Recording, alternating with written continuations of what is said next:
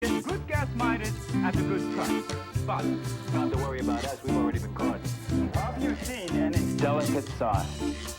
Delicious. And can you answer our question?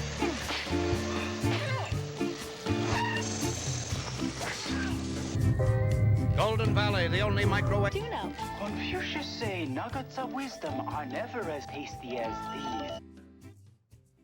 This birthday party for one of the people in the crew, I won't say who, okay, was like the bash that they were going to have, okay? And it was on a Saturday night, so there's nobody working on Sunday, okay? So I think Sunday was our day off. So there's nobody, it's nobody has to go to work the next morning. So anyway, they rented out this banquet hall type place, and I'm sitting there, and there's a lot of cutting of the dust, okay? Because it was a hard day. Everybody shot that day, right? Nobody has to work tomorrow. You can see what this amounts to. I'm sitting there, and the director, Ron Howard, comes in because they invited him. And he looks around and he looks at me and he goes, Dennis, you know, okay, he was surprised to see me in this crew party. But then, oh, all right, good, right on, you know, and he goes off. The waiters went around to everybody with this huge push cart, and on the top was a display of meat, red meat. I never, at a butcher store you see this kind of stuff, but how can someone eat a steak that big? I mean, I could maybe do half of it, maybe, if I was really hungry, but this is like a portion, okay? So anyhow, this whole party blasted off, and of course, you know, Ron left early, and the Don Peterman, the director of cinematographer, he left earlier, and it's left with kind of a hardcore crew, you know, kind of like sampling the liquid spirits of this country.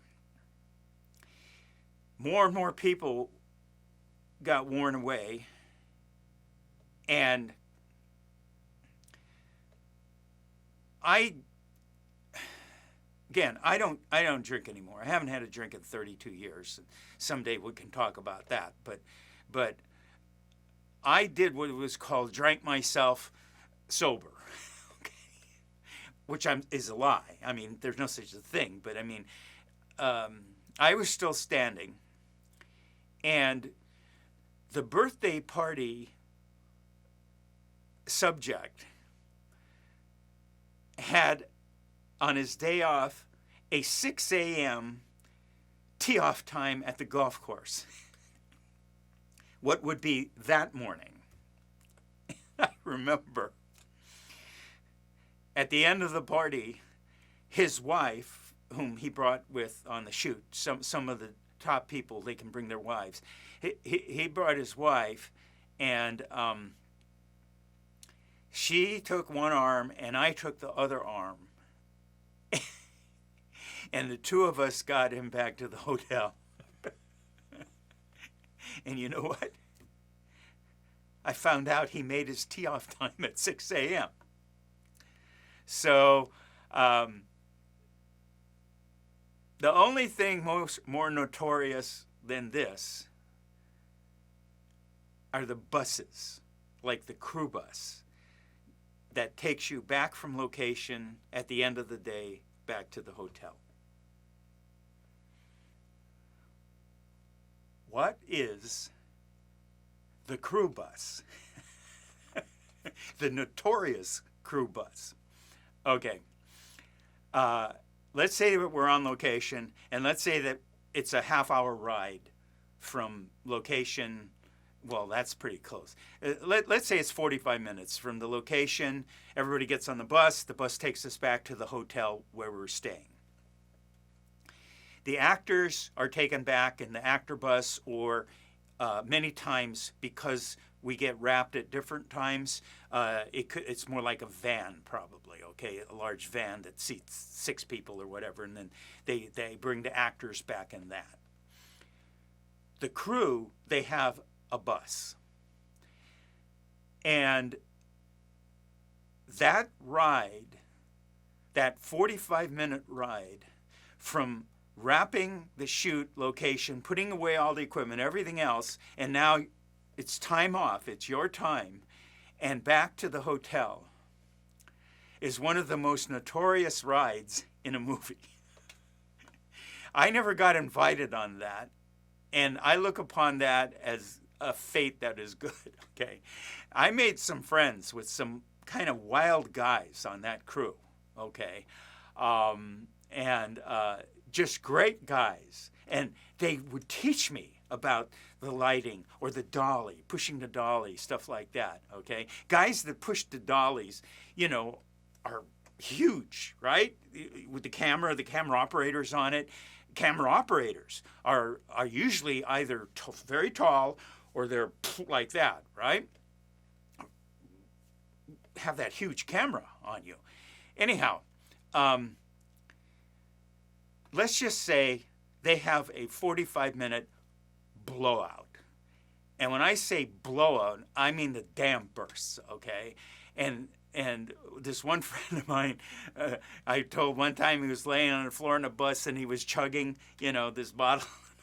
It's wipeout time, okay? Well, why are they doing that? Because they're a bunch of drunks? No. I think, in my opinion, very few people understand the pressure, enormous pressure on the crew when shooting a movie or TV show or whatever. Especially, no offense, the actors, because the actors think of themselves and they think of how much pressure they have. Am I saying actors don't have pressure? No. What I'm saying is, how many think about the stress and the pressure that's on the crew? All they've got to do is mess up the shot, and if no one catches it, like if that light goes out, right? That's disaster, because it can be missed. How can 50 people miss something going wrong like that? Because 50 people are totally focused on their job, almost like tunnel vision. You'd be amazed. The crew has tremendous pressure on them. In my opinion, the most pressure is, of course, the director and the cinematographer. Neither of whom are really known for longevity in life. I mean, you know, it's unbelievable how much pressure and stress is on them. So what happens is, as the shoot day is over, it's like let down your hair, blow it out time, because you can't do that on a set.